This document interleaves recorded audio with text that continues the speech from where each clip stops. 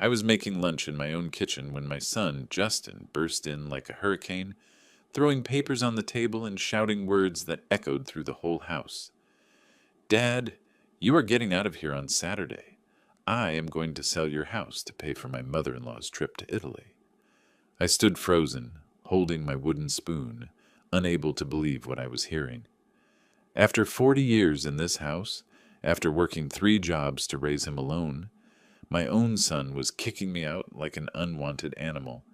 Justin kept talking as if he were giving orders to a maid. Martha has always dreamed of visiting Rome, and you know how important she is to our family. It is just an old house, Dad. You can rent a small apartment. His husband Mark sat down, crossing his arms and adding with that fake smile I knew so well, Henry, you understand, right? Family comes first, and my mother deserves this gift after so many struggles in her life. The irony of those words cut me like an ice-cold razor. Family comes first, and I, who had dedicated every single day of my life to raising his husband, was not part of the family. I looked at the papers scattered on the table, and I saw that they were documents they had prepared to try to transfer the deed of my house. The house where I had lived for 40 years, where I had raised my son all by myself after Mary, his mother, abandoned us when he was barely 5 years old. Every brick of this house had been paid for with my sweat, working as a janitor early in the morning, a delivery driver in the afternoon, and cleaning offices at night, all to give Justin a decent life, so he would never lack anything. But Justin, how can you do this? It is my house. It is all I have, I said with a trembling voice, trying to find a trace of the loving boy I had raised. He rolled his eyes and replied with a contempt that made my blood run cold. Oh, Dad, stop the drama. You do not need such a big house. It is even better you will have less to clean. Mark let out that cruel laugh and added, And Henry, could you help us babysit Luke and Emma while we live here? It would be nice to have Grandpa close. Close to work for free, he meant. Close to remain useful even after being humiliated and thrown out. At that moment, looking at their faces, I understood that they had planned everything. It was not a conversation, it was not a request. It was a cold and calculated imposition. They wanted my house, my money, and on top of that, they wanted me to be grateful to have a small apartment to live in, as if they were feudal lords granting me a favor. We already spoke with Martha, Justin continued, fixing his hair with that vain gesture I knew since his childhood. She says she has always wanted to live in a house with a yard, and you know how demanding she is with her comforts. Demanding. The mother-in-law was demanding. But I, the father who had worked until my bones ached, had to settle for crumbs. And there's another thing. Mark pulled out a chair and sat at the table as if he were the master of the house. We need privacy. Luke is growing up. He is a teenager. They need space, and having Grandpa here all the time hinders their development. Hinders their development. I, who had always helped with their homework, who told stories, who taught values that he clearly had not learned. The irony was so bitter I almost laughed. Almost. I took a deep breath, looked at those two faces watching me expectantly, waiting for my total surrender, and I said softly, All right, you guys know what is best. I said nothing else. I did not yell. I did not cry. I did not beg. I simply accepted it, because sometimes you have to let people think they won, so you can act with clarity. Justin then clapped his hands as if he had won a prize. Oh, I am so glad you understand, Dad. I already found an interested buyer. I am going to close the deal by Friday. Mark finished the thought, drumming his fingers on the table. And by Saturday morning, we want you to be gone. My mother arrives on Sunday to see her new house. When they left the kitchen laughing and celebrating, I stood there, staring at the documents they had prepared. I picked up the papers with trembling hands and read every line. They had done their research. They had consulted people. They had prepared to rob me. But what they did not know was that those papers were worth nothing without my signature. And very soon they would discover that messing with me was the biggest mistake of their lives. I walked to the kitchen window and looked out at the backyard where I had planted roses, jasmine, and a small garden with aromatic herbs. Every plant out there had been tended by me, just as every corner of this house had been cleaned, painted, and repaired with my own hands over the years. I remembered when Justin was little and used to play under the cherry tree I had planted at the back of the yard.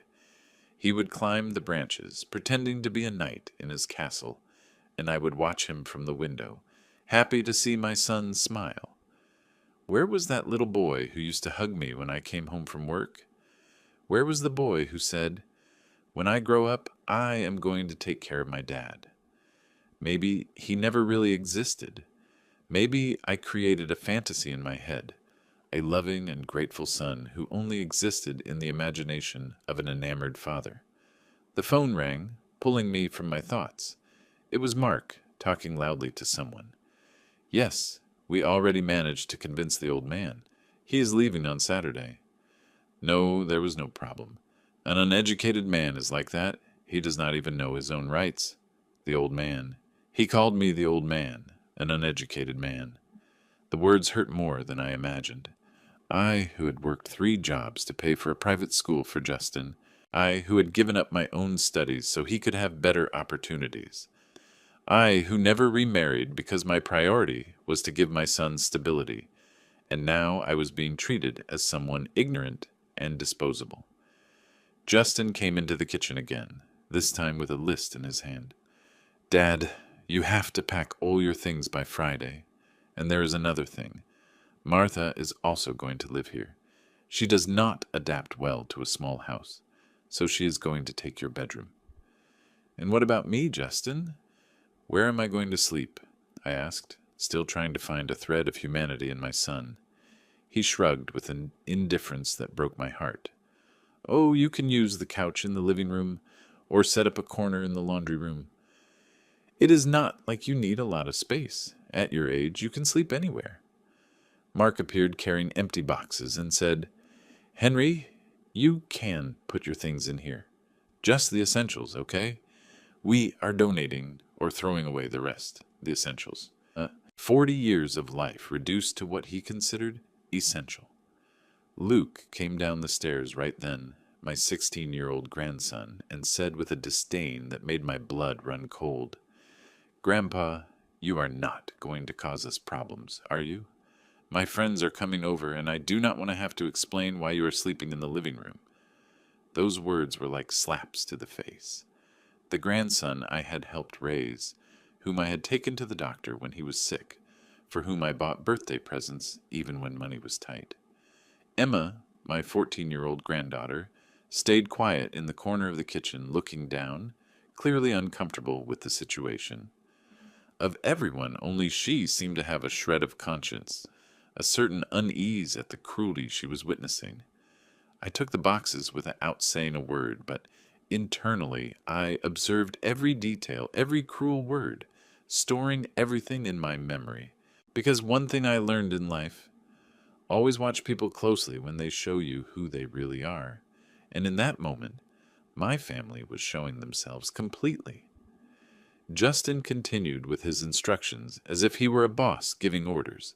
"Oh, and Dad, you are going to have to cancel those automatic transfers you make to help with the bills. From now on, we are going to handle everything ourselves." Of course they wanted to handle it. They wanted my house, but not my financial help. How convenient. "And you will also have to leave the keys to the gate," Mark added. "I'm going to need it to park my car." The car he had bought with the money I lent them last year and which was never paid back. In the afternoon, while everyone was busy celebrating their plans for a new life, I left the house and headed to the city lawyer's office. I walked through the streets of the neighborhood where I had lived for decades. I greeted neighbors who had known me since I was young, and I felt an ache in my heart, thinking that maybe it was the last time I walked through there as a resident.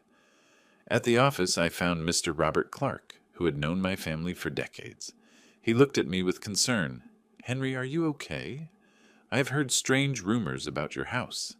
I smiled and said, "Mr. Clark, I need an updated certified copy of the deed to my house. It is urgent." When he brought the document, I pointed to a specific line. "Do you see any problem here?" Mr. Clark put on his glasses, read carefully, and said, "My God, Henry, this property is registered entirely in your name with a clause of inalienability. This means the house cannot be sold or transferred without your express authorization and your personal presence." I nodded. Exactly. And my son never knew about this legal protection because he never bothered to learn how things really work. But Henry, Mr. Clark continued, this protection was put in place when you bought the house. Yes, I was a single father back then, and my lawyer suggested this protection to ensure I would never be left without a roof over my head. It was the wisest decision I ever made in my life. I returned home with the certificate in my bag, feeling a little peace in my heart for the first time in days. They wanted to kick me out. They wanted to treat me like garbage. But they did not know they were dealing with a man who had learned to protect himself decades ago. When I arrived, the house was buzzing. Martha, Justin's mother-in-law, had arrived early to take a look at her future home. She was a 60-year-old woman, all dressed up, carrying that air of someone who thinks she is better than everyone else. "So this is the little house," she said, walking through the living room, as if she were a queen inspecting her domain. "It is smaller than I imagined, but it will do. I am going to have to renovate the kitchen, of course, and that yard is very neglected." A neglected yard. The yard where I had lovingly planted every flower, where I had created a small corner of peace after exhausting days of work. "Henry," she addressed me in that condescending tone, "I hope you do not object to the changes. A house needs the touch of a real homemaker, does it not?" A real homemaker, as if I had not been the homemaker of this house for 40 years, as if I had not taken care of every detail, every problem, every necessary renovation. Justin approached his mother-in-law with that fawning smile. "Martha, rest assured, my father already understands the situation, and he is moving out on Saturday." "Perfect," Martha replied, "because on Sunday I want to host a dinner to show off the new house to the whole family.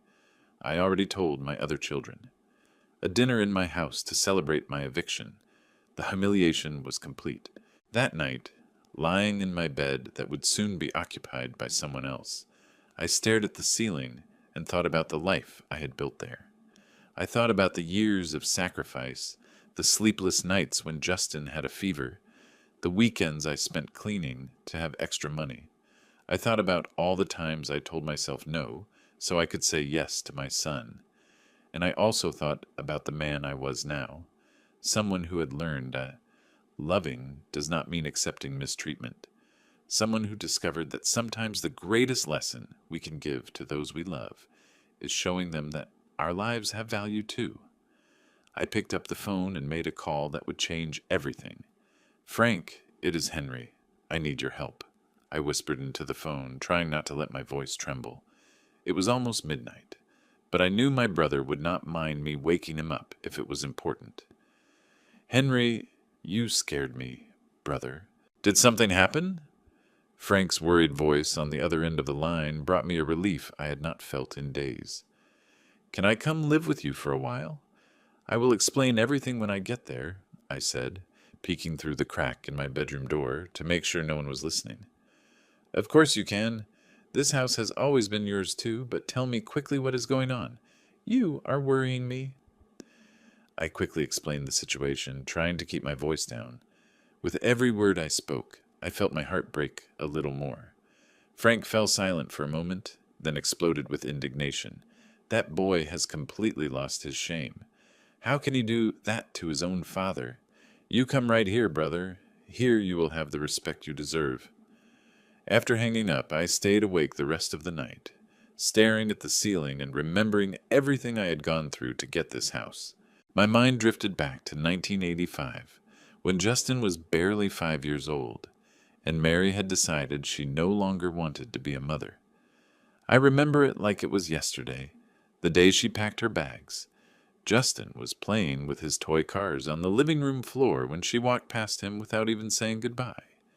He looked up with his little eyes and asked, "Mommy, where are you going?" She did not even stop to answer. She just walked out the door and never came back, At that time, I was barely working part-time at a hardware store downtown. My paycheck barely covered rent and food. When Mary left, I realized I would have to figure it out on my own. The next day, I went to see Mr. Davis, who owned a large house in the wealthy side of town, and I offered to work as a maintenance man from 6 in the morning to 2 in the afternoon. But Mr. Davis said, "You have a small child. How are you going to manage?" "I will leave him with my neighbor, Mrs. Robinson, who watches other children. Please, Mr. Davis, I really need this job." He gave me the opportunity, and for 3 years I worked in that house, cleaning, fixing, repairing. At 2 in the afternoon, I would rush to pick up Justin and take him home. At night, after helping him with his homework and putting him to bed, I went to my second job, cleaning offices in the financial district. I worked from 8 at night until 2 in the morning, sweeping, mopping, emptying the trash. I would come home exhausted.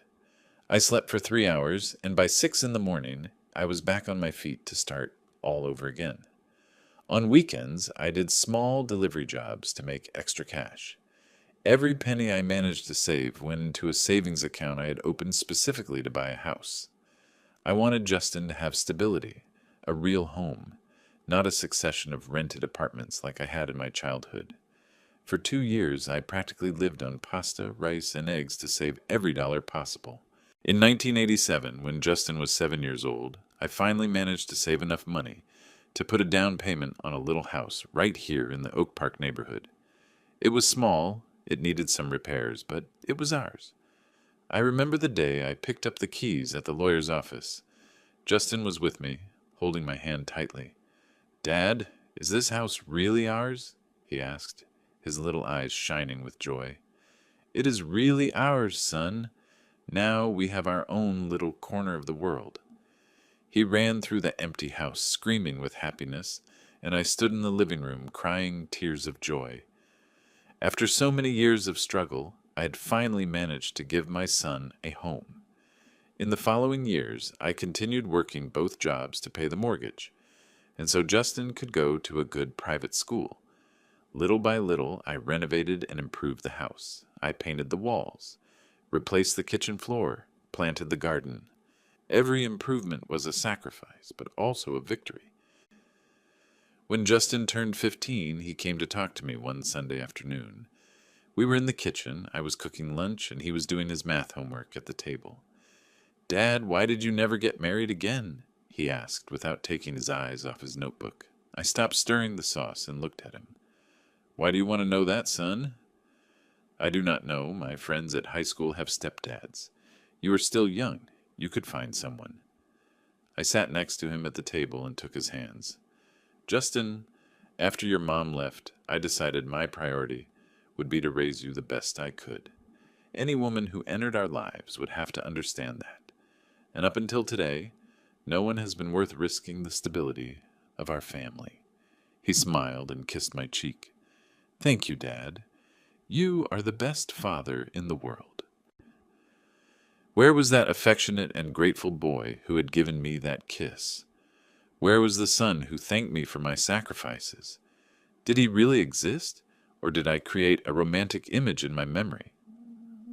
The morning after that call to Frank, I woke up early as always and went to make coffee. Justin came into the kitchen, still in his pajamas, holding a list and wearing that determined expression I knew so well. "Dad, you have to pack all your things by Friday. And there is another important thing. Martha is also going to live here. She does not adapt well to a small house, so she is going to take your bedroom." I looked at my son, this 32-year-old man who had once been the little boy, running through an empty house screaming with joy. And I asked, "And what about me, Justin? Where am I going to sleep?" He shrugged with an indifference that cut me like a razor. "Oh, you can use the couch in the living room, or set up a corner in the laundry room. It is not like you need much space. At your age, you can sleep anywhere. At my age, as if I were a piece of old furniture you could shove into any corner, as if all these years of hard work and dedication had turned me into something disposable." Mark appeared in the kitchen carrying more empty boxes. wearing that fake smile I already despised. Henry, you can put your things in here. Just the essentials, okay? We are donating or throwing away the rest.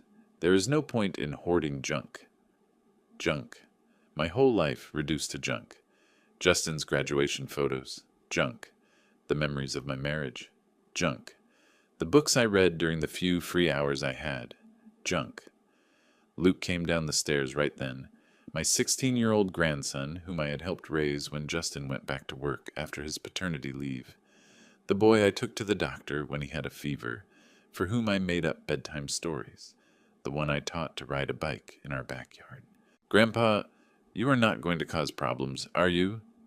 He said with a tone of contempt that froze my blood. My friends are coming over this weekend, and I do not want to have to explain why you are sleeping in the living room like a homeless man. A homeless man.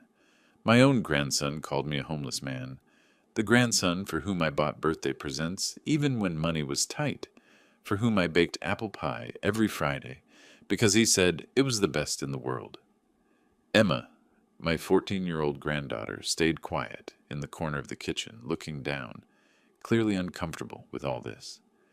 Of the entire family, she alone seemed to have a shred of conscience, a certain unease at the cruelty she was witnessing.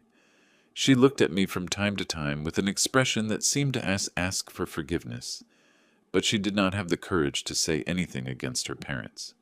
I took the boxes Mark had brought and started walking upstairs to my bedroom. Every step felt as heavy as if I were carrying the world on my back. In my bedroom, which would soon be my son's mother-in-law's bedroom, I began sorting through my things. I took the photos off the dresser and looked at them one by one. Baby Justin in my arms at the hospital. Justin taking his first steps in the yard of our first rented house. Justin on his first day of school, all dressed up in his new uniform. Justin receiving his high school diploma, hugging me and saying that all of this was only possible because of me. These photos were also junk. These memories had to be thrown away, along with everything I had built over a lifetime. I opened the nightstand drawer and took out my old journal, where I occasionally wrote during the hardest times. I flipped through some pages and found an entry from 15 years ago when Justin married Mark. Today was Justin's wedding. He looked beautiful, like a prince. During the ceremony, he looked at me and whispered, "Thank you for everything, Dad. I spent all my savings to give him a nice party, but every dollar was worth it. Seeing my son happy is the only thing that matters in life. Mark seems like a good guy, hard-working, and he truly loves him. I hope they are very happy." A good guy. How wrong I was. The man who was now planning to kick me out of my own house, who talked about me as if I were a burden, who laughed at my situation as if it were a joke. I kept flipping through the journal and found another entry from 10 years ago. Luke was born today, tiny but perfect. Justin asked me to stay at their house for a few days to help with the baby. It feels so good to be useful and needed. Luke has the same little eyes Justin had when he was a baby. I am going to be the best grandpa in the world for this little guy. The best grandpa in the world. And now that same boy was calling me a homeless man and feeling ashamed of me in front of his friends. I closed the journal and put it in one of the boxes. Some memories hurt too much to remember, but they are too important to throw away. For the rest of the morning, I packed my things in silence. Clothes, books, some sentimental items. 40 years of life fitting into 3 cardboard boxes. It was heartbreaking to realize how hard a person can work to build a life, only to see it all reduced to almost nothing in a matter of hours. At lunchtime, the whole family gathered at the table as if it were a normal day. Justin served the food as if nothing had happened. Mark made jokes about work. Luke complained about his teachers at school. I sat there eating in silence, observing these people who had once been my reason for living. "Oh, Dad," Justin said, cutting his meat, "you're going to have to cancel those automatic transfers you make to help with the bills. From now on, we are going to handle everything ourselves." Of course, they wanted to handle it themselves. They wanted my house, but not my financial help. How convenient. And you will also have to leave the keys to the gate, Mark added. Now that the house is going to be ours, we do not want anyone coming in unannounced. Anyone coming in unannounced. I, who had lived there for 40 years, would now be a nobody who had to announce himself before entering. After lunch, while everyone was busy celebrating their new life plan, I slipped out of the house and walked over to Carol's place, my neighbor for decades. She was watering the plants in her yard when she saw me arrive. "Henry, how are you? We have not really talked in a while." We sat on her front porch, and I told her everything that was happening. Carol listened in silence, shaking her head with indignation. "My God, Henry, I cannot believe this after everything you did for that boy." She took my hand affectionately. "I remember when you worked day and night to give Justin the best. How many times did you come home dead tired, but always with a smile for your son? Carol, sometimes I wonder if all that sacrifice was worth it. Did I do something wrong somewhere? Did I give too much?" "You did nothing wrong, my dear. You were an exemplary father. The problem is that some people only learn to appreciate things when they lose what they have." Those words echoed in my head the entire walk back. Maybe it was time to teach some lessons about value. When I returned, the situation was even worse. Martha had arrived early to take a look at her future house. She walked through the rooms as if she were a queen inspecting her domain. "Justin, my sweet boy," she said in that sweet fake voice, "we are going to have to completely renovate this bathroom.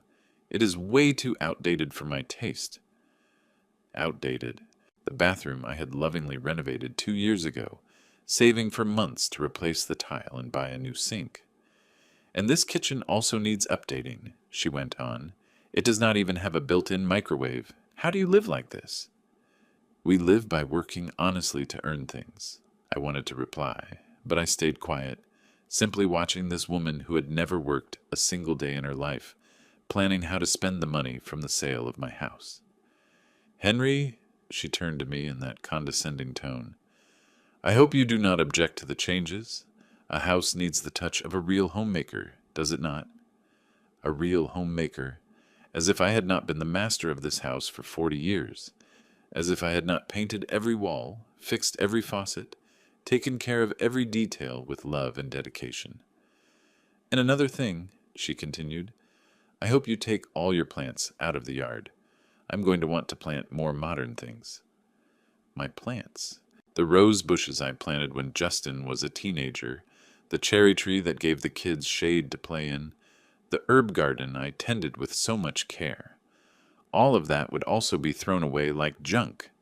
That night, sitting on the bed that would soon be occupied by someone else, I picked up my journal again and wrote, "Today I discovered that the family I dedicated my entire life to sees me as an obstacle to be eliminated. I discovered that all my sacrifices, all my love, all my work mean nothing to them. But I also discovered something about myself. I discovered that I still have the strength to fight, and tomorrow I will start showing them that they completely underestimated who I really am." I closed the journal, slipped it under my pillow, and for the first time in days, I slept with a smile on my face. Because sometimes when you lose everything, that is when you discover what you are truly capable of. I woke up on Wednesday morning with a mental clarity I had not felt in years. During the night, I had made the most important decision of my life. I was no longer going to accept being treated like a burden in my own home. I was no longer going to let them trample on my dignity. It was time to show this ungrateful family who was really in charge here. While the house was still asleep, I went to my bedroom and opened the secret drawer of the antique dresser that had belonged to my mother.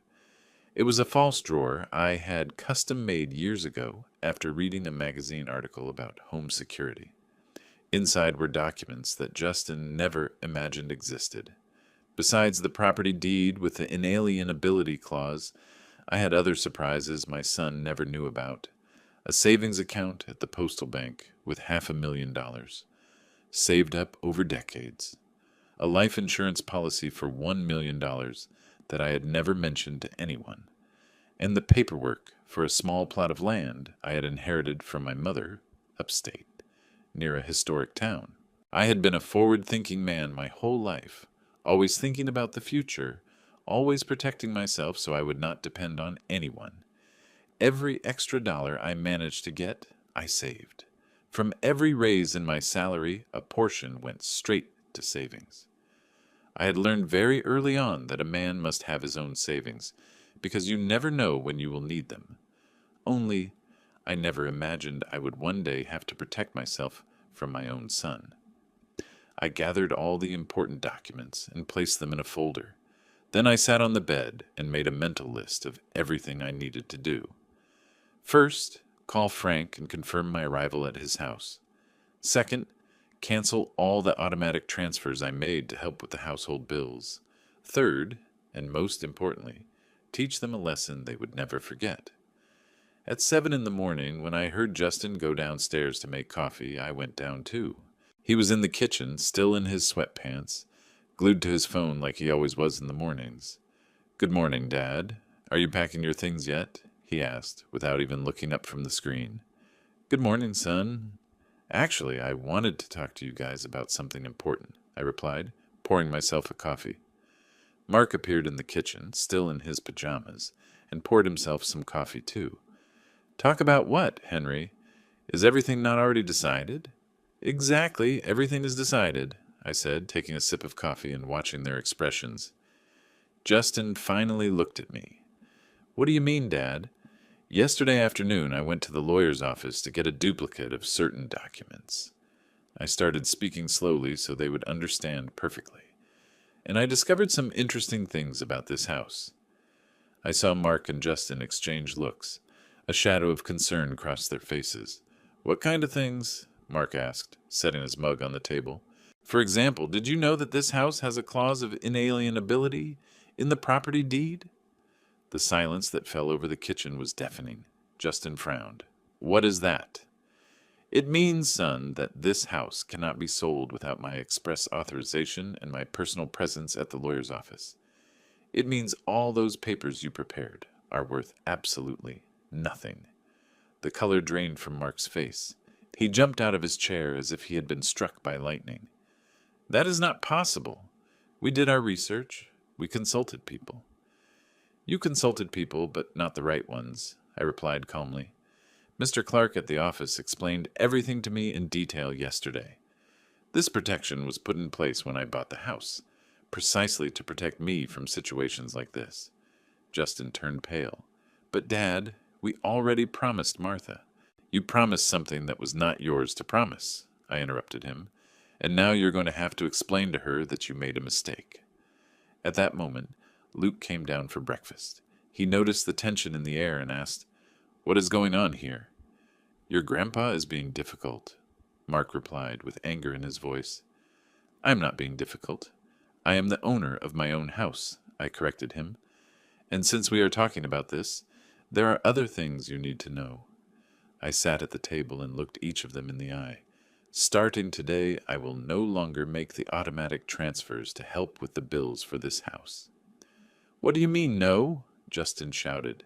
"Dad, the bills are due next week." "Then you are going to have to figure out how to pay them. After all, you said you wanted to handle everything yourselves." Mark slammed his hand on the table. "Henry, you cannot do that. We have commitments. I can, and I will. It is my house, my money, and my decisions."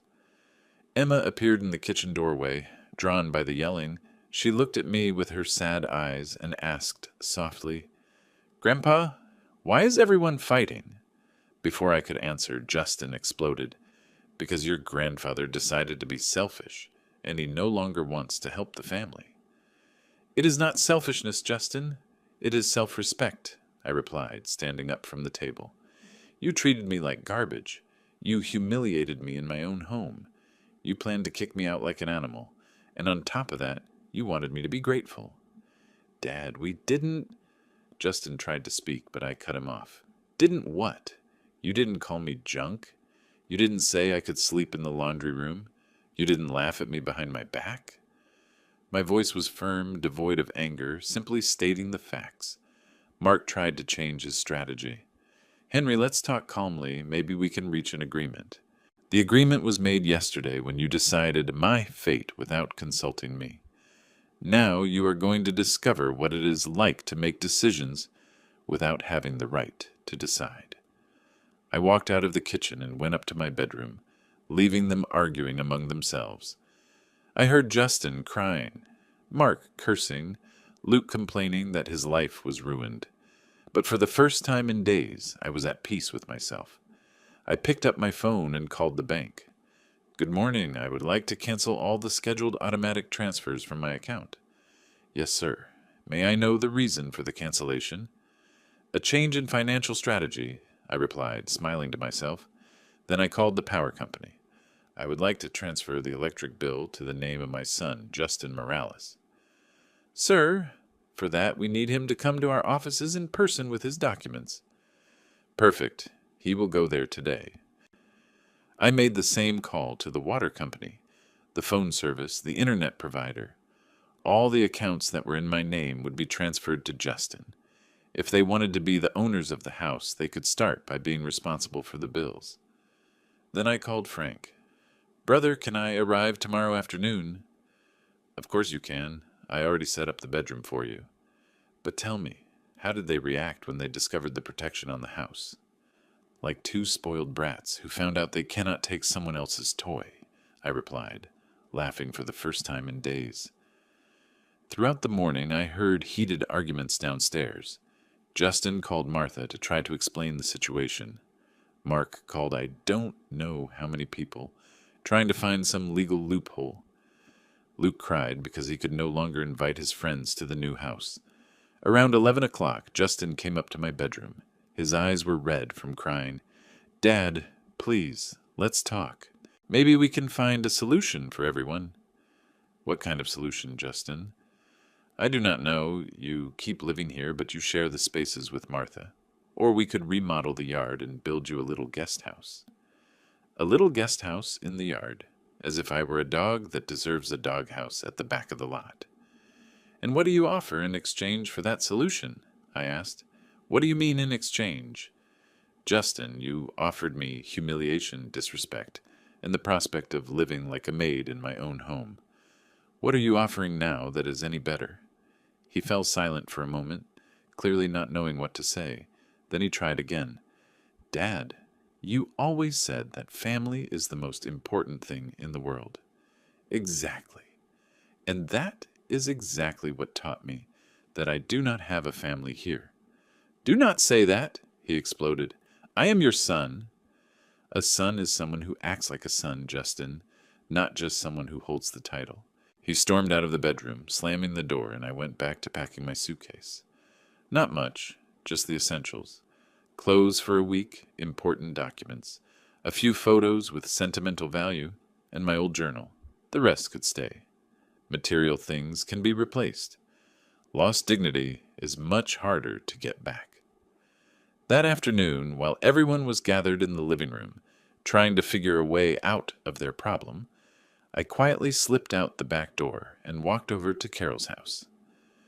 How are things going over there? She asked, offering me a cup of coffee. They figured out they are not as smart as they thought, I replied. Now they are desperate, trying to find a way to convince me to cooperate. And are you going to cooperate? I already cooperated for 40 years. Now it is their turn to cooperate with me. What are you going to do? I'm leaving tomorrow. I'm going to live with my brother and let them fend for themselves. Carol looked worried. But Henry, what about your house? Are you going to abandon everything? I'm not abandoning anything. The house is still mine with all the legal protections in place, but they are going to discover how hard it is to maintain a home without anyone's help. And the bills? How are they going to pay them? That is their problem. I transferred all the accounts to Justin's name this morning. If they want to be independent, let them truly be independent. When I returned home in the late afternoon, I found the family gathered in the living room, wearing funeral faces. Martha was there too, visibly irritated. So is it true that I was deceived? She asked when she saw me walk in. I was not the one who deceived you, Martha. They deceived themselves, I replied politely. The house has always been mine, and it remains mine. But I already canceled my trip to Italy. I already told the whole family I was moving into a new house. I am sorry for the confusion, but they made promises using something that did not belong to them. Mark stood up nervously. Henry, you are destroying our family. I am not destroying anything. I am only showing you who you really are when you cannot use my resources. Justin tried one last card. Dad, if you do this, you will never see your grandchildren again. I looked at Emma, who was sitting in the corner of the couch, her head bowed, clearly ashamed by the whole situation. Then I looked at Luke, who was glaring at me with anger, as if I were the villain of the story. Justin, if you use my grandchildren as bargaining chips, maybe it is better that I do not see them. I do not want them to learn that emotional blackmail is an acceptable way to solve problems. Emma lifted her head and looked at me with her sad eyes. I walked over to her and took her hands. Emma, when you grow up, you will understand that sometimes you have to leave to find peace. It does not mean I do not love you. She nodded with tears in her eyes, but she did not say anything. That night, I finished packing my suitcase. I packed just one change of clothes, my personal documents, some old photos, and a little violet plant I kept on the windowsill. It was little, but it was mine. It was honest. It was dignified. Before going to sleep, I wrote one last entry in my journal. Tomorrow, I begin a new life. At 67 years old, I'm learning that it is never too late to reclaim your dignity. I am leaving a house full of material things to find a place full of respect. And for the first time in a long time, I am at peace with my decisions. Thursday morning, I woke up before everyone else. I quietly made a cup of coffee. I took one last look at every corner of this kitchen where I had spent so many years of my life. I grabbed my small suitcase and the bag with my documents. I left a simple note on the kitchen table. I went on a trip. I will come back whenever I feel like it. Henry. I did not explain anything. I did not say goodbye. I did not leave a phone number. They wanted me to disappear from their lives. So that was exactly what I was going to do. I took a cab to the bus terminal and bought a ticket to the city where Frank lived. During the bus ride, I stared out the window, watching the landscape change, and for the first time in years, I felt truly free. I was leaving behind an ungrateful family, but I was recovering something much more valuable, my dignity. When the bus pulled away, I did not look back. There was nothing to see. My future was on the road ahead of me, not in the ruins I was leaving behind. The bus ride took almost 6 hours, and during all that time, I felt lighter than I had in years. With every mile that took us further from the city, I felt as if I were leaving behind not just a house, but decades of weight off my shoulders. Frank was waiting for me at the terminal with that affectionate smile I had known since childhood. Henry, how I have missed you, brother. You are thinner. They were not taking good care of you. Now I am going to take care of myself, I replied, feeling for the first time in a long time that I had someone who truly cared about me. Frank's house was small but cozy. He had been widowed 2 years ago and lived alone. This bedroom belonged to Anthony, he said, showing me a small room at the back of the house. I set everything up for you. You can stay as long as you want. In fact, you can stay forever. The house is very quiet, with no one to talk to. For the first 2 days, I did not turn on my phone. I needed peace to organize my thoughts and decide what my next step would be. Frank respected my silence and just took care of me the way an older brother does. He brought me chamomile tea when he noticed I was tense. He cooked my favorite meal. He let me cry on his shoulder when the nostalgia for my grandchildren hit me. On Saturday afternoon, the exact day I was supposed to leave my house, I turned on my phone. 43 missed calls, 27 text messages, all from known numbers. Justin, Mark, even Luke had tried to call me. I decided to listen to just one voicemail, the most recent one, which was from Justin. Dad, please answer the phone. Something terrible happened.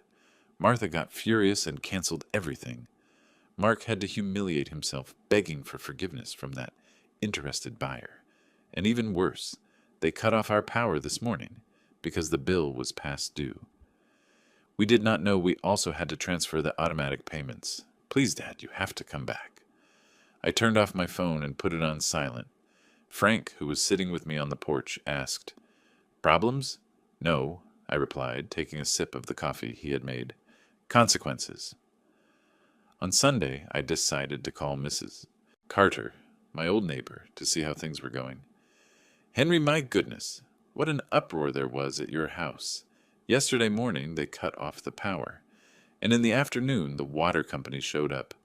Mark was at the door yelling at the power company workers, saying it was a misunderstanding. And Mrs. Davis, she stormed out of there like a fury on Friday. I heard her screaming that they had tricked her. She said she never wanted to see the faces of those liars again. Ryan was crying at the door, trying to explain, but the old lady would not even listen to him. "And the kids?" I asked. "Luke is angry. He is blaming everyone but himself. But Emma, the poor thing, she asked me if I knew where you were. She said she missed your talks." My heart squeezed when I heard about Emma. Out of all of them, she was the only one who had never mistreated me. She was the only one who seemed genuinely uncomfortable with the family's cruelty. "Mrs. Carter, if she asks again, you can tell her I am fine, and that I have not forgotten her." "I will do that, my dear. And Henry, you did the right thing. That family needed to learn a lesson." On Monday, I finally answered a call from Ryan. His voice was desperate. "Dad, where are you? We are desperate over here." "I'm fine, Ryan. I'm in a safe place. You have to come back. Everything is a mess. All the bills are past due. We could not transfer the automatic payments because the companies require you to be there in person." "Interesting. And what did you all do during all those years when I took care of those things?" "Dad, please. We did not know it was so complicated." "You did not know because you never cared to find out. It was always easier to let me worry about everything. But now we want to learn. You can come back and teach us." I laughed without any joy. "Ryan, you all wanted independence. Now you have independence? Dad, we made a mistake. We admit it. But please come back home. A home is where one is treated with respect and affection. You all made it very clear that it was no longer my house." "Are you being vindictive?" "I'm not being vindictive. I'm being consistent. You all made a decision about my life. Now I have made a decision about my life." Mark grabbed the phone from Ryan's hands. "Henry, enough of this nonsense. You have to come back and sign the papers to transfer the accounts." "I do not have to do anything, Mark, and above all, I do not have to do anything you order me to do." "But the situation is unbearable here. No power, no water." "Then figure it out. You are adults. You have college degrees. You are smart. At least, that is what you said when you were planning to kick me out." "You're being childish. I'm taking control of my own life for the first time in decades." I hung up and stayed there, watching Frank's garden. He grew yellow roses that gave off a wonderful fragrance. What a difference in the atmosphere. Here I was welcomed with affection. My opinion was heard. My presence was desired. Throughout the week, the calls kept coming, all of them with the same desperate tone, all of them trying to convince me to go back and fix the situation, but I had learned an important lesson. When people only call you when they need something, they are not really calling you. On Wednesday, Mrs. Carter called me again with news. "Henry, you have to hear what happened. Mark had to borrow money from his boss to pay for the power reconnection, and Ryan is working nights at a grocery store to try and pay the overdue bills." "Ryan got a night job?" "Yes, he got a part-time job at a supermarket in the mall. He leaves the house at 6 in the evening and does not come back until midnight. Luke is complaining that he has to take care of himself." It was ironic. Ryan was now doing exactly what I had done for years, working 2 jobs to keep the house running. The difference was that I did it out of love, to give my son a better future. He was doing it out of obligation to pay for the consequences of his own decisions. "And there is more," Mrs. Carter continued. "Emma came here yesterday to ask if I had your phone number. She said she wanted to talk to her grandpa." My heart tightened. What did you tell her? I told her you were fine, but I also said I could not give out your number without your permission. She was sad, but she understood. That night, I talked to Frank about the possibility of calling Emma. Henry, that girl is not responsible for her parents' decisions. If you feel you can talk to her without hurting yourself, why not? On Thursday afternoon, I called the number of my old house. Emma answered on the second ring. Hello? Emma, it is your grandpa. Grandpa, it is so good to hear your voice. I missed you so much. Where are you? I'm in a safe place, sweetheart. I'm fine. Are you coming back? The question caught me off guard. How do you explain to a 14-year-old girl that sometimes the people we love hurt us so much that we have to walk away to protect ourselves?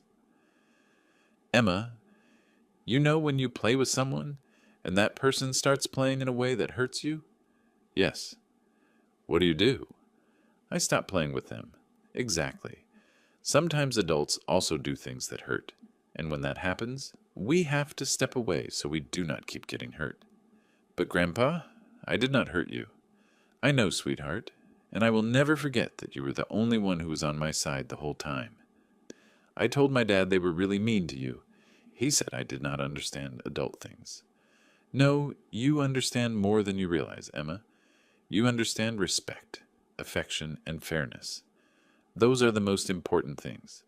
Can I come visit you? The question moved me, but I knew it would be impossible. Not right now, my girl, but I promise you that someday we will see each other again. Do you promise? I promise. When I hung up, I cried, not out of sadness, but from a complex emotion that mixed pain and relief. The pain of having to walk away from the only granddaughter who truly loved me. The relief of knowing that at least one person in that family had learned something from all this. Over the weekend, Mark called again. This time his tone was different, less aggressive, more pleading. Henry, I wanted to apologize. We really made a mistake. What exactly did you make a mistake about, Mark? About mistreating you. About not valuing everything you always did for us. And what changed for you to realize that? Silence on the other end. Then, we did not imagine it was so hard to maintain a house without help. You did not imagine it because in 40 years you never bothered to find out. You are right, but we have learned our lesson now. You can come back. Come back, Mark. Are you going to treat me like the king of the house you tried to take from me? Are you going to pretend to respect me until the next chance you get to kick me out? You are being unfair. Unfair was the way you treated me. Unfair was planning to throw me out of my own home. Unfair was calling my things junk, calling me old, calling me a homeless man. More silence. Then, what do you want us to do? Nothing. I want you to learn to live your own lives without relying on my money, my help, or my house. But the house is yours. You have to come back to take care of it. The house is fine. It is still mine. It is protected by the law, and you cannot do anything with it without my authorization. That is what matters. And us? What is going to happen to us? You're going to learn to be the independent adults you always claimed to be. In the second week, the calls decreased. Mrs. Carter told me that the family had finally managed to transfer some accounts and restore the basic services. Ryan continued working at night. Mark was working overtime. Luke had been forced to cancel several extracurricular activities because there was no more money to pay for them. And you know what? Mrs. Carter said. I think they are learning some important lessons. Luke had to learn to cook because there is no one to make his food when he gets home from school. Mark discovered how hard it is to keep a house running. And Ryan? Well, Ryan is finding out what it felt like when you worked 3 jobs. That was exactly what I had expected. I did not want revenge. I wanted them to understand the value of what they had lost when they decided to throw me out. A month after I left, I received a letter. It was from Emma, written by hand in that beautiful handwriting I had helped her learn. Dear Grandpa, I am writing this letter because I want you to know that I understand why you left. The house is not the same anymore. Everyone is always nervous and tired. Dad cries a lot, especially when he thinks no one is watching. Mark complains all the time that life has gotten so hard. Luke is mad because he has to help around the house. But I learned something. Now I know how much you did for us. I used to think things just happened on their own. The food just appeared on the table. The bills paid themselves. The house cleaned itself. Now I know it was you doing all of that, and nobody ever thanked you. I wanted to apologize for my family and tell you that I love you very much.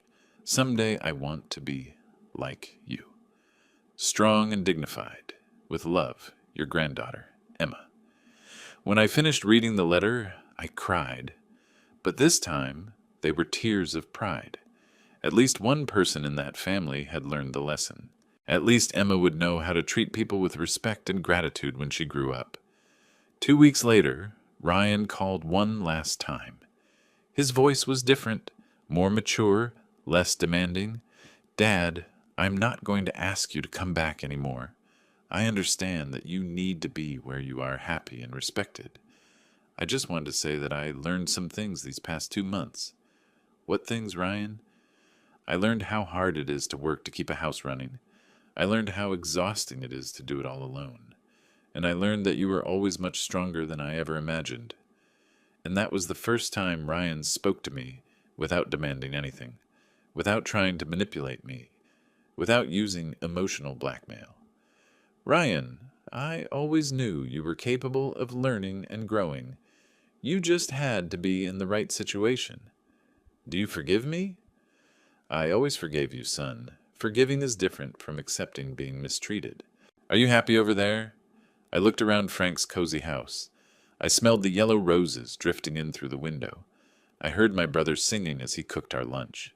Yes, Ryan. For the first time in a long time, I am truly happy. After that conversation, the call stopped, not out of anger or resentment, but because everyone had finally understood that each person had to build their own life. At 67 years old, I had finally learned that it is never too late to choose your own happiness. Today marks 6 months since I left my house and came to live with my brother Frank. I woke up today at 5:30 in the morning, just like I do every day, but no longer from the weight of worries or the exhaustion that had followed me for decades.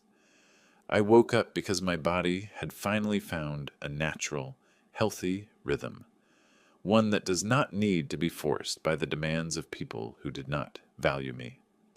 Our routine is simple and peaceful. At 6 o'clock, Frank and I eat breakfast together at the small but cozy kitchen table. We talk about our dreams from the night before. We plan what we are going to cook for lunch. We discuss the news from the local paper we buy at the bakery on the corner. After breakfast, we take care of the garden in the backyard. He planted tomatoes and peppers. I brought cilantro and parsley plants. It is amazing how the earth responds when it is tended with care and patience. During the morning, we each focus on our personal activities. Frank likes to knit while listening to old folk music on the little radio in the living room. I discovered that I like to write, not just in my journal, but short stories about the people I know, about childhood memories, about the lessons life has taught me. I never imagined that at 67 I would discover a hidden talent. In the afternoons, we watch our shows together on the living room couch. We comment on the characters' adventures as if they were real people. Frank always says my presence brought new life to his house. He says he felt very lonely since he became a widower, and I always reply that he saved me when I most needed a safe place to rebuild my dignity. At night, our favorite activity is sitting on the porch and talking about life. We talk about our childhood in the country, about our parents who have passed away, about the mistakes and successes we have had over the years. It is funny how peace can be found in the simplest things once you stop accepting treatment you do not deserve. Frank has a quiet wisdom that comforts me. The other day, when I was feeling a bit melancholy, remembering my grandkids, he said, "Henry, true love does not require you to shrink yourself to fit into other people's lives. If they truly loved you, they never would have thought about kicking you out." Those words echoed in my mind for days. Last week, Mrs. Carter called to give me the news from my old neighborhood. She said Ryan had gone to her house, asking if she knew where I lived. He asked if I had left any message, any sign that I might return. "What did you answer?" I asked, curious. "I told him, 'Your father took care of you his whole life, Ryan. Now he is taking care of himself.' And I also told him that you sounded radiant in our last conversation, happier than I had seen you in years." Mrs. Carter also told me that the paint on the outside walls of the house is peeling. The garden I tended to with so much love is abandoned. It is full of weeds growing among the roses. "They do not know how to take care of things like you did," she observed. "The house looks like it lost its soul." I found out that Ryan is still working 2 jobs, in the morning at his old job and at night at the grocery store.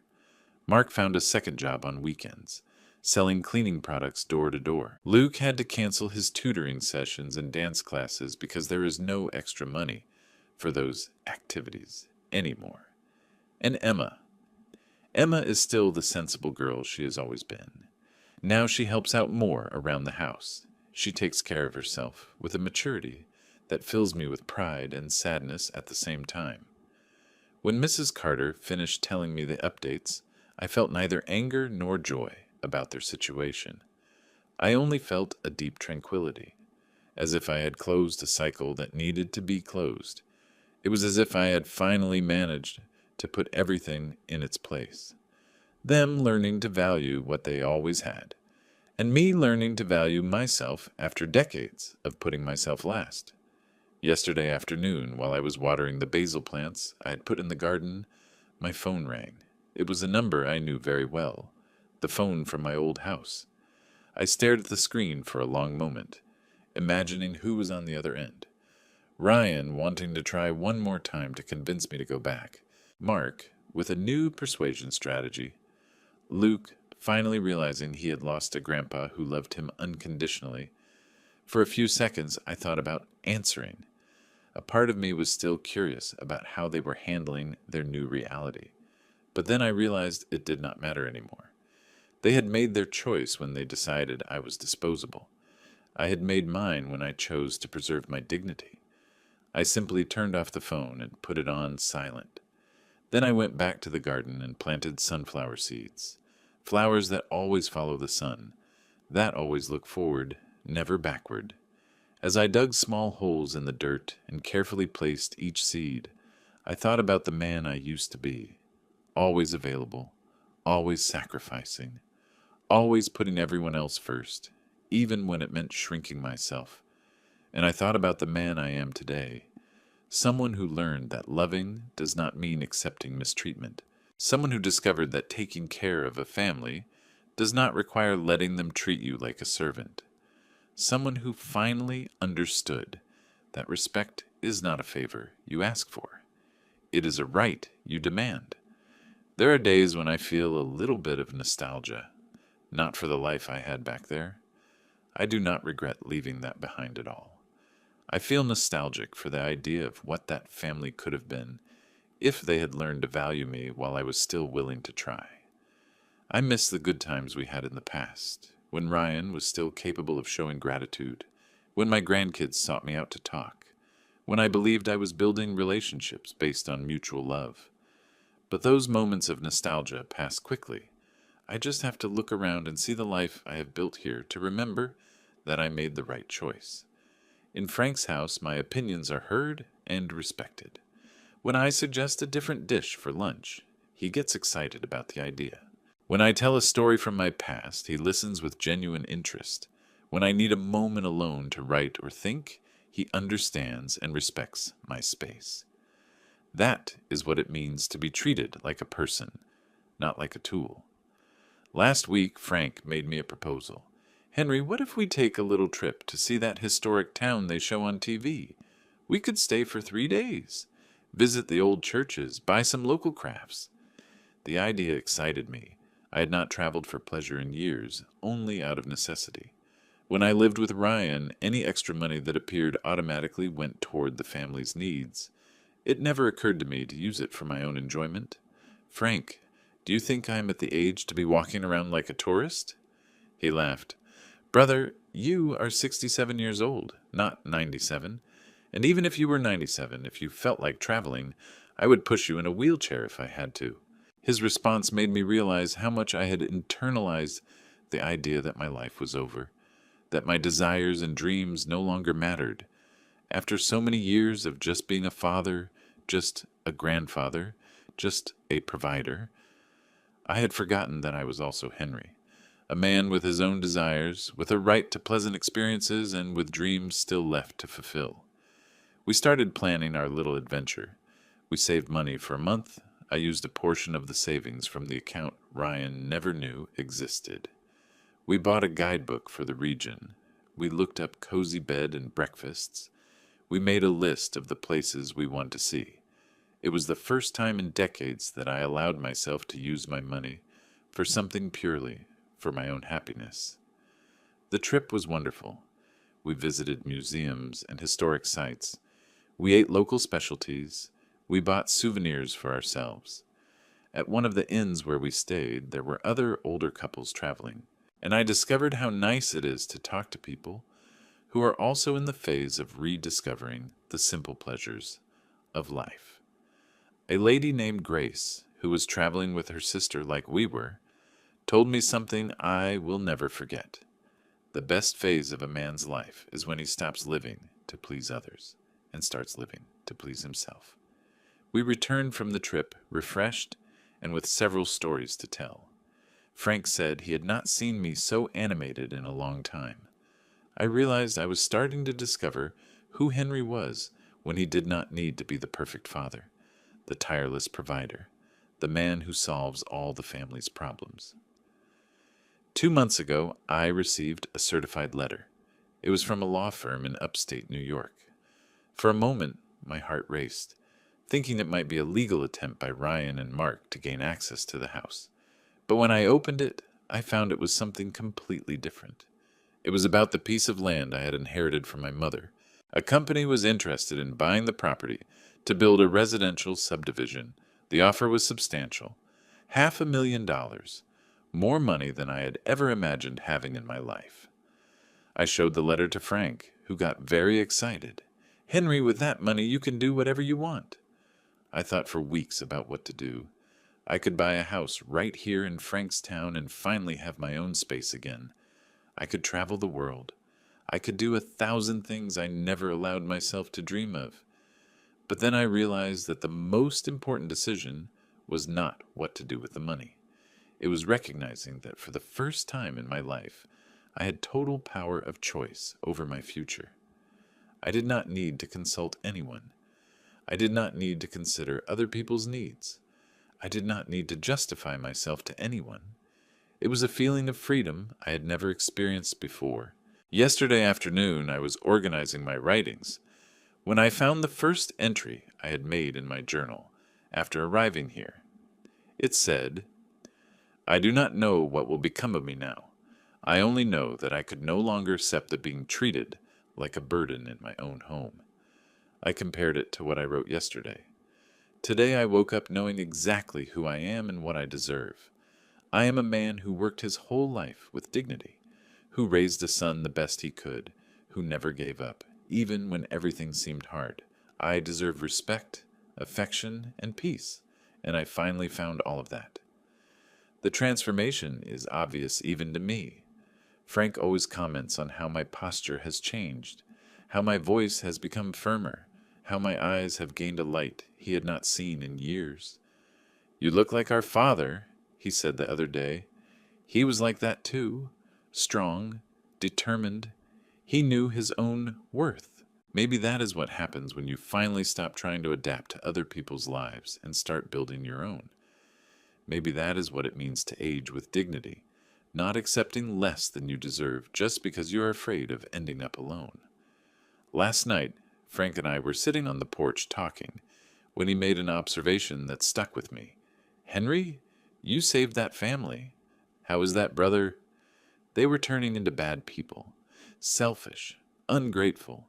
If you had kept accepting the disrespect, they would have gotten even worse. By leaving, you forced them to grow up. to learn, to become better people. I had never thought about it that way. I had always wondered if I had been too harsh, if I should have tried one more time, if a father should forgive everything. But Frank was right. Sometimes the greatest act of love we can do for someone is showing them that their actions have consequences. Emma continues to write me letters every couple of months. Her words show a girl who is becoming a thoughtful and mature young woman. In her last letter, she wrote, "Grandpa, I understand now why you left. Sometimes you have to lose something important to learn to value it. I learned. And when I am an adult, I will always remember to treat people with the respect they deserve." Those words gave me the certainty that my decision was right. If at least Emma learned the lesson, if at least she grew as a person from what happened, then all the suffering was worth it. Sometimes when I water my plants or try a new recipe, I catch my thoughts drifting toward the house where I lived for 40 years. But it is no longer with sadness or regret. It is with a calm gratitude for having had the courage to walk away when I needed to. Because sometimes the greatest fresh start is the silence one chooses to keep. A silence that is not abandonment, but dignity. A silence that is not coldness, but self-preservation. A silence that teaches more than 1,000 words ever could. And in my silence, I finally found my voice. Today, looking out the window of the comfortable bedroom Frank gave me, I see a cherry tree blooming in the garden. It reminds me of the one I had planted at my house in the quiet suburbs, but with one important difference. I look at this cherry tree with peace in my heart, without the weight of betrayal and ingratitude. I have learned that dignity has no price tag, that a simple bed in a home where you are respected is worth 1,000 times more than a big house where you are treated like a burden. That true wealth is not in what you own, but in the way you are treated by those around you. Frank walks into the bedroom with 2 steaming mugs of coffee. "Henry, I thought we could plan our next trip. How about Charleston? I've always wanted to see those cobblestone streets and historic churches." I smile and take the mug he offers me. "Charleston sounds perfect, brother. And it is in these simple moments, a shared cup of coffee, a planned trip, a quiet conversation, that I realize I finally found what I was looking for my whole life. A place where I can just be Henry, without having to shrink myself down so others can feel bigger. The house in the suburbs is still there, with its walls that hold the memories of 40 years of hard work and sacrifice. It is still legally mine, protected by the law that I had the foresight to set up decades ago. But it is no longer my home. My home is now here, in this little house in upstate New York, where every morning I wake up knowing that I am valued, respected, and loved. And if someday my grandkids truly want to know me, if they really learned the lessons that life tried to teach them, they will know where to find me. Not in a big house full of bitter memories, but here, in this simple place where I rebuilt my life and reclaimed my dignity. Because in the end, life taught me that it is not the size of the house that matters, but the size of the respect you receive inside it. And here in Frank's house, I'm treated like a king. This morning I got another letter from Emma. This one was different, more mature, more self-aware. "Dear Grandpa, it has been 6 months since you left. Dad does not cry as much anymore, but I can see in his eyes that he misses you. Yesterday we were eating dinner, and he brought up something you had taught him when he was a little boy. His eyes filled with tears. Mark is much quieter now. He does not brag about anything anymore.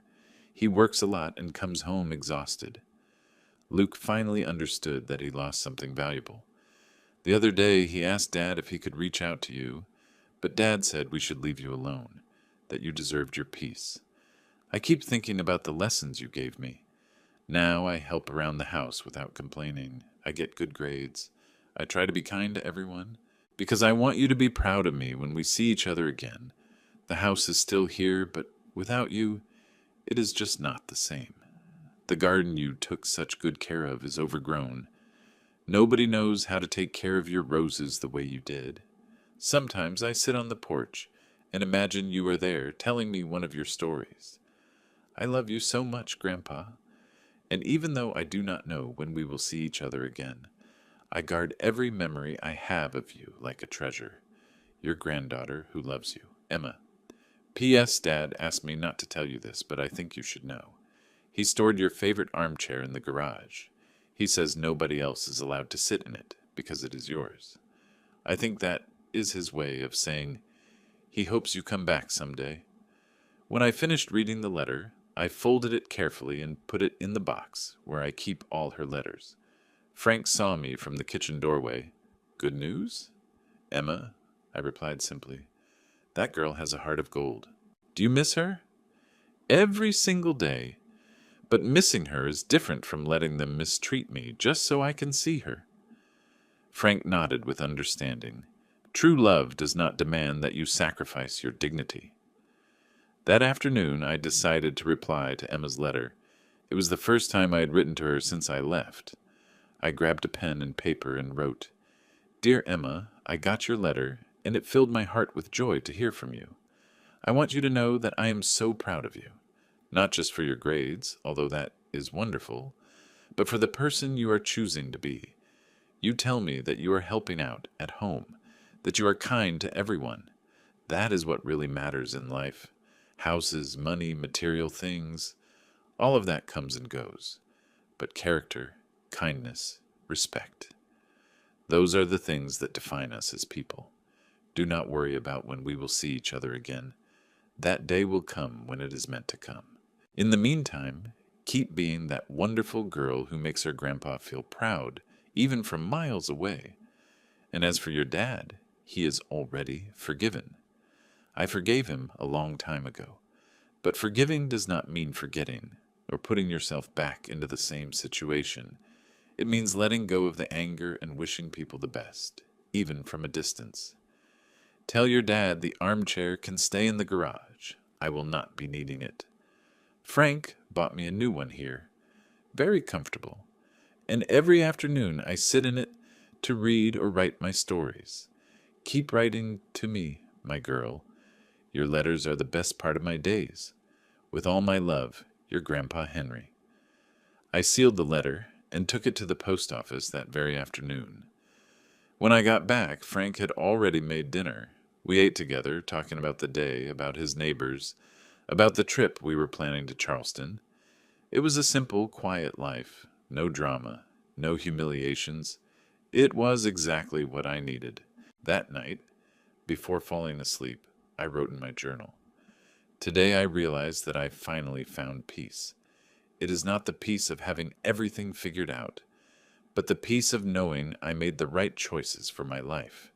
The peace of knowing that my dignity is worth more than any house, any relationship, any material comfort. At 67 years old, I learned that it is never too late to start over. It is never too late to choose respect over convenience. It is never too late to be happy. Today, 6 months after leaving my house, I woke up to the sound of birds singing in the cherry tree out in the yard, not with the weight of worries, not with a knot in my stomach wondering what humiliation would come my way that day. I woke up in peace. Frank was already awake, brewing coffee in the kitchen. The smell filled the whole house. Good morning, brother. Did you sleep well? I heard you snoring, he said, laughing. Good morning. And I do not snore. I just breathe deeply, I replied, playing along. This is our routine now. Jokes in the morning, a shared pot of coffee. Simple plans for the day. Nothing extraordinary, but all of it deeply valuable. After breakfast, we headed out to the garden. My sunflowers are already growing tall and strong, reaching for the sunlight. Frank taught me how to tend to his tomatoes, and I taught him about the herbs. You know what I like about sunflowers? I told him as I watered them. What? They always look forward, toward the light, never backward toward the dark. Frank smiled. Just like you, brother. Just like you. Last week, I made a decision about the land in upstate New York.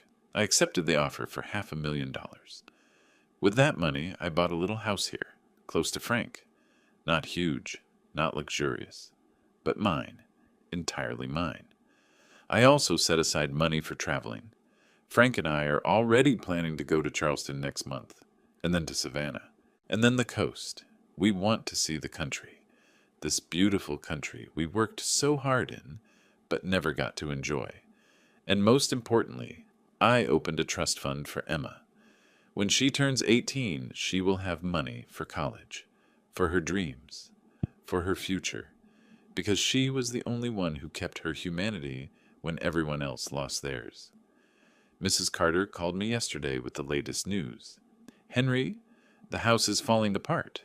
Ryan does not know how to fix things the way you did. The bathroom pipe is leaking. The walls need paint.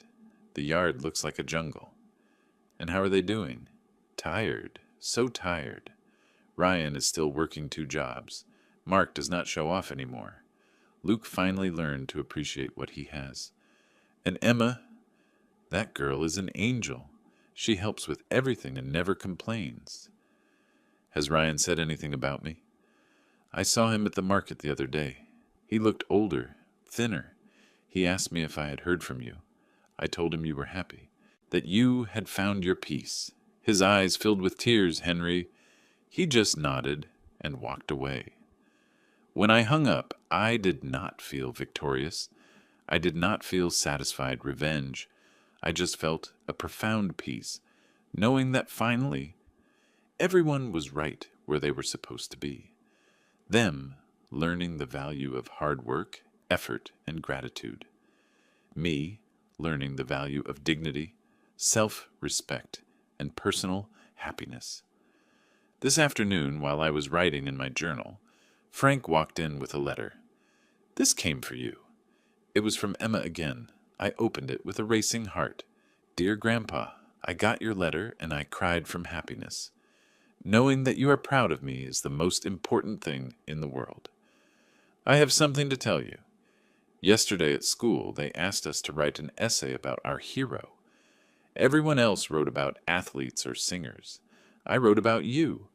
I wrote about a man who worked 3 jobs to raise his son all on his own. About a grandfather who never gave up, even when life was brutally hard. About someone who taught me that dignity is worth more than any material possession. My teacher asked me to read my essay in front of the whole class. When I finished, several of my classmates had tears in their eyes. After class, 3 kids told me that they also had grandparents who had sacrificed a lot for them, and that they were going to call them to say thank you.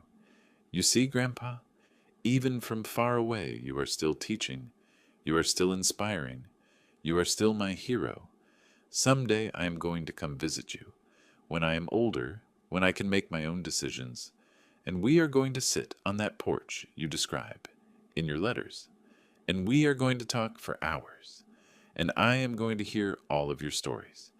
In the meantime, I will keep being the best version of myself that I can be. For you, for me, and for the future I want to build. I love you with all my heart. Your granddaughter, Emma. P.S. Dad gave me permission to send you this. It is a recent picture of me from my middle school graduation. I want you to see how much I have grown. Inside the envelope was a photo of Emma in her cap and gown, smiling at the camera. She looked so much like Ryan when he was young, but with something he had lost along the way. A light in her eyes, a kindness in her smile. I showed the picture to Frank, who looked at it fondly. She is beautiful, and from what you tell me, she is beautiful on the inside too. She is the only good thing that came out of all this, I said. If Emma learned these lessons, if she grew up to be a better person, then it was all worth it.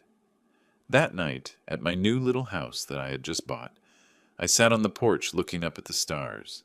Frank came over to sit next to me with 2 cold beers. What are you thinking about, brother?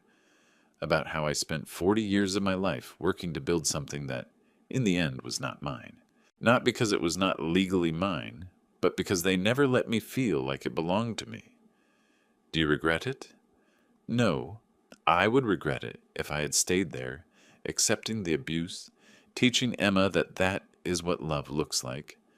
I would regret it if I had not had the courage to walk away when I still had some dignity left to save. Frank raised his beer. I will drink to that, to the courage to start over. We clinked our bottles under the starry sky. The next day I began writing my story. Not just in my private journal, but a full story. The story of a man who gave everything for his family, who was betrayed, but who found the strength to take his life back.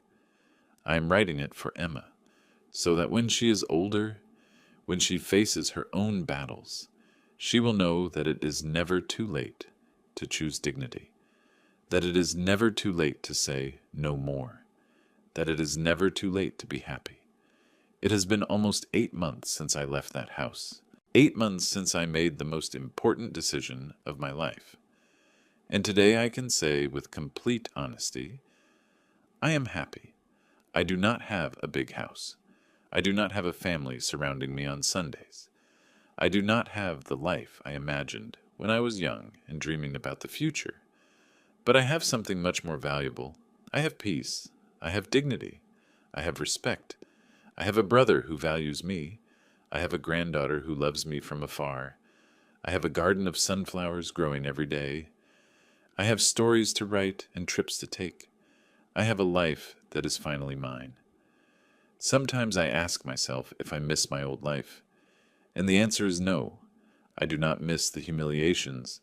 I do not miss feeling invisible in my own home. I do not miss being treated like a piece of old furniture in the way. I miss Emma every single day. I miss the Ryan that could have been if he had learned these lessons sooner. Of course, but missing something is not the same as regretting it, and I do not regret anything. This morning, while planting new seeds in the garden, I thought about what Frank told me weeks ago. You saved that family.